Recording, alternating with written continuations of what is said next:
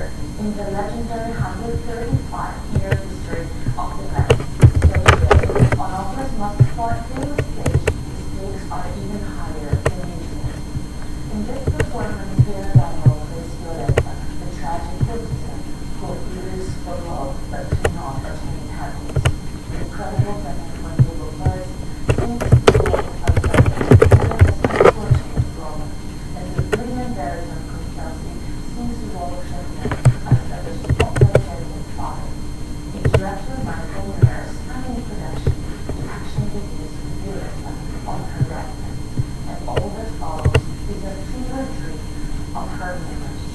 Maestro Medicina is ready to go into your history. Here is La Traviata.